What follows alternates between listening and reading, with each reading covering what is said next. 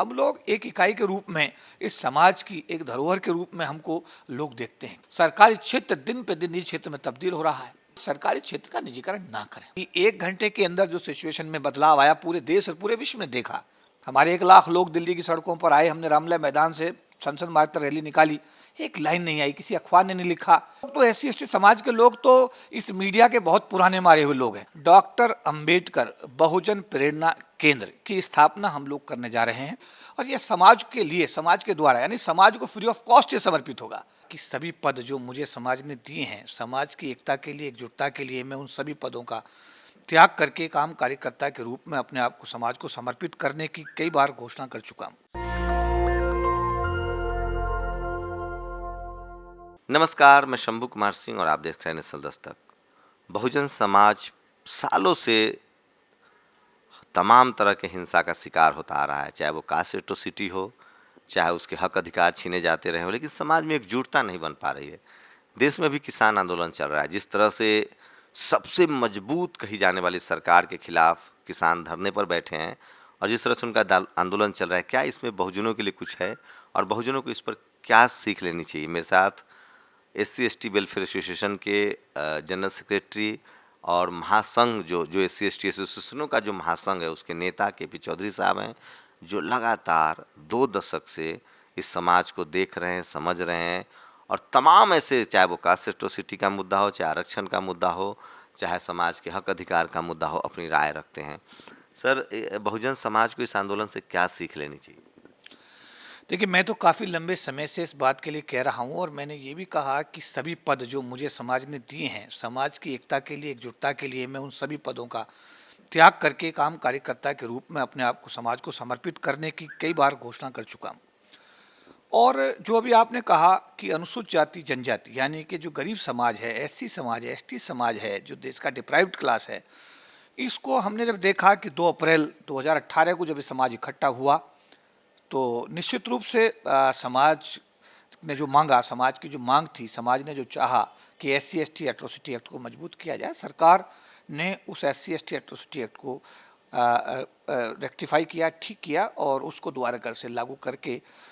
इस बात का प्रमाण दिया कि जब जब भी जो समाज इकट्ठा होगा और वो इकट्ठा होकर अपनी बात को रखेगा, उसके हकों की बात मानी जाएगी। तो मेरा बार बार सभी समाज के जो प्रबुद्ध साथी हैं, चाहे वो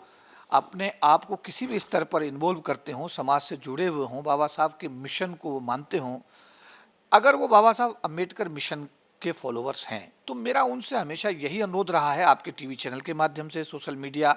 में जो और हमारे टीवी चैनल काम करें उनके माध्यम से मेरी अपील यही रहती है कि हम लोग छोटे छोटे कार्यकर्ता हैं। हम लोग एक इकाई के रूप में इस समाज की एक धरोहर के रूप में हमको लोग देखते हैं, क्योंकि हम लोग एक आम आदमी से हट कर के, बाबा साहब अम्बेडकर ने हमको अपना आशीर्वाद दिया है। हम लोग, जैसा आपने मेरा परिचय बताया कि all India confederation federation of SC/ST organisations, जो लाखों लोगों का एक समूह है, सरकारी अधिकारी कर्मचारी पूरे देश में काम करते हैं और इस संगठन का प्रतिनिधित्व करने का मुझे वर्ष 1997 से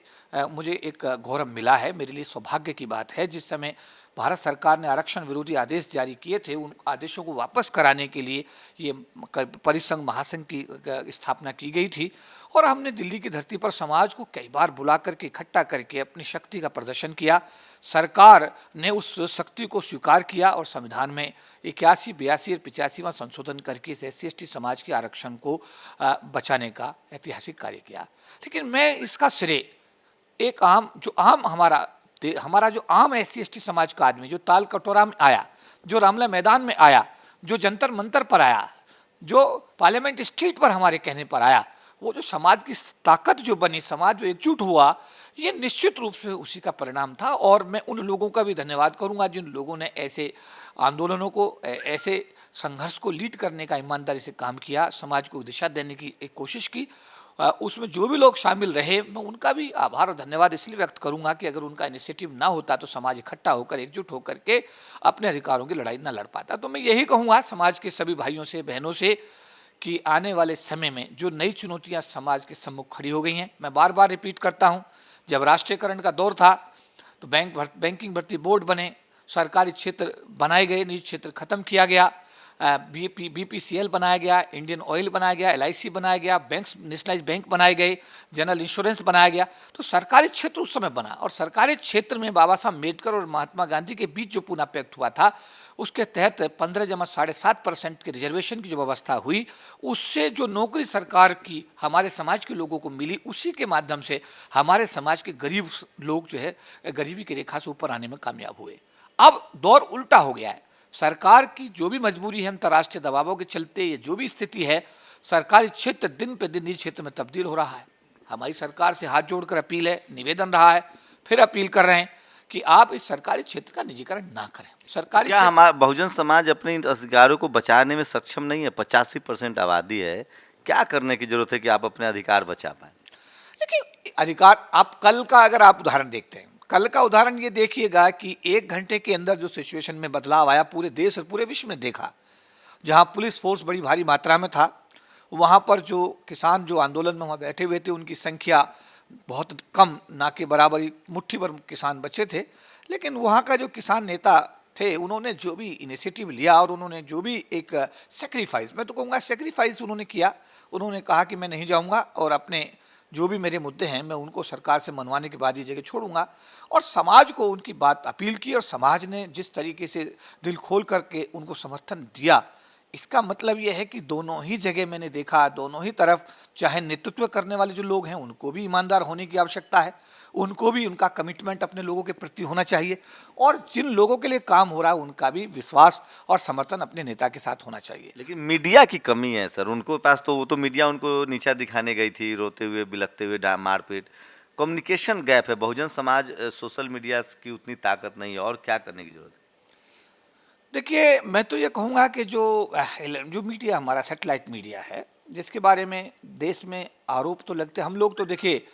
इस बात के बड़े भुक्तभोगी हैं। 97 में जब हमने आरक्षण बचाने की रैली की तो हमारी एक लाइन नहीं आई।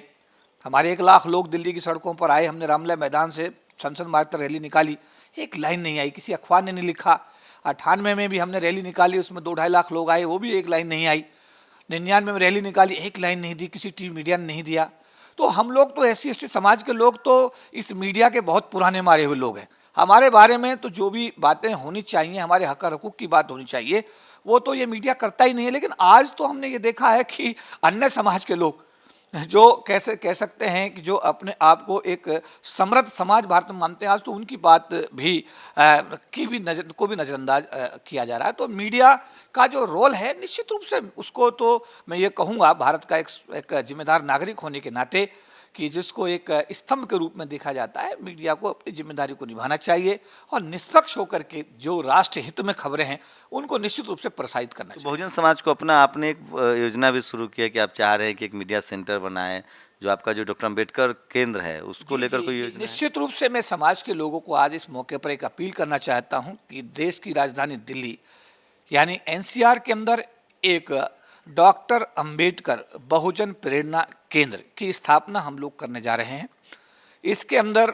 हमने जैसा पहले बताया था कि एक मुख्यालय होगा जहां से समाज के हक और हकूक़ की बातें संचालित होंगी। बच्चों के लिए हॉस्टल होगा जिसमें बच्चे IAS की, IPS की, इंजीनियरिंग की ट्रेनिंग ऊपर करेंगे और उनके लिए उसी बिल्डिंग के अंदर एक छात्रावास होगा। देश विदेश से आने वाले लोगों के लिए रहने के लिए हम गेस्ट हाउस की सुविधा कर रहे हैं। एक सम्मेलन कक्ष हम इसमें बना रहे हैं, बाबा साहब अम्बेडकर के नाम पर लाइब्रेरी बना रहे हैं। तो ये पूरा प्रोजेक्ट हम समाज के सम्मुख बहुत जल्दी इसको हम प्रस्तुत करने जा रहे हैं और हमारा प्रयास है कि 14 अप्रैल 2021 को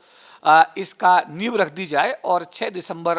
2021 को इस समाज को समर्पित कर दिया जाए। तो हमारी ये कोशिश चल रही है और इसमें समाज के लोगों का एक बहुत बड़ा मॉरल सपोर्ट भी और आर्थिक सपोर्ट भी समाज के लोग इसमें दे रहे हैं। तो मेरा अपील ये कि समाज के हर आदमी इसमें 1-1 रुपया कंट्रीब्यूट करे, 2 रुपये नहीं, मैं कहूँगा 1 रुपया जरूर डालें। जो अकाउंट आपके पास में TV चैनल के माध्यमों से, सोशल मीडिया के माध्यमों से आपके पास आता है तो उसमें 1 रुपया आप जरूर डालिएगा। और 1 रुपया डालने का मतलब है कि आप लोग 32 करोड़ की आबादी वाले जो हमारा समाज है, जब 32 करोड़ लोग 1-1 रुपया डालेंगे तो 32 करोड़ में जो बाबा साहब अम्बेडकर के नाम पर दिल्ली NCR के अंदर ये एक ऐसा, मैं कहूँगा कि समाज के लिए इसे कहेंगे कि एक मील का पत्थर साबित होने वाला जो एक ये हम लोग अब एक जो आपके सम्मुख हमने ये एक विचार रखा है, जो एक ये थॉट रखा है, जो एक समाज के हक में ये जो फैसला लिया गया है, इसमें समाज का हर व्यक्ति अगर एक एक रुपया डालेगा तो निश्चित रूप से ये एक बहुत बड़ा मतलब ये कहेंगे कि एक दूरगामी कदम होगा। और जब आपके बच्चे 100 बच्चे आपके वहाँ हॉस्टल में पढ़ेंगे, 100 लोगों के रहने के लिए वहाँ गेस्ट हाउस होगा, 500 लोगों के लिए वहाँ पर एक कॉन्फ्रेंस हॉल सम्मेलन कक्ष होगा, इसके अलावा और सारी गतिविधियाँ लाइब्रेरी बाबा साहब के नाम पर होगी और ये समाज के लिए, समाज के द्वारा, यानी समाज को फ्री ऑफ कॉस्ट ये समर्पित होगा, समाज के सहयोग से समाज को समर्पित होगा। तो मुझे लगता है कि एटलीस्ट दिल्ली में आकर के हम लोग, चाहे देश के किसी भी कोने से आएँ, दिल्ली में आकर के हम अपने गेस्ट हाउस में आकर बैठ तो सकते हैं, हम सो तो सकते हैं, अपने मन की बात तो कह सकते हैं, अपने समाज के लोगों से मिल तो सकते हैं। तो इस जगह का बनाने का जो निर्णय है ये समाज के हक में लिया गया है, समाज के लिए है, समाज के द्वारा है। तो मेरा ये अपील रहेगा कि इस पावन कार्य में सब लोग बढ़ चढ़ कर हिस्सा लें, बढ़ चढ़ कर सहयोग लें और जो भी जिस प्रकार का सहयोग, जो कोई आदमी टेक्निकल नॉलेज रखता है इस भवन के बारे में वो अपनी राय दे सकता है, जो इंजीनियर है वो अपनी जो लोग इसमें आर्किटेक्ट हैं, मतलब बहुत सारे लोगों का इसमें सहयोग होगा, जरूरी नहीं कोई पैसे का सहयोग दो, जिस प्रकार का जो सहयोग इसमें दे सकता है। मैं उस समाज के सभी लोगों से ये अपील करूँगा कि इस बाबा साहब अम्बेडकर के जो राष्ट्रीय धरोहर जो बनाई जा रही है, समाज के लिए समर्पित है, इसमें आप जो भी सहयोग कर सकते हैं निश्चित रूप से करें। और समाज के सभी भाइयों और बहनों से भी मैं ये अपील करूँगा कि आज एकजुट होने का, इकट्ठा होने का समय है। व्यवस्था को देख करके, उससे सीख ले करके हम सब लोगों को आपसी मनमुटाव भुला करके,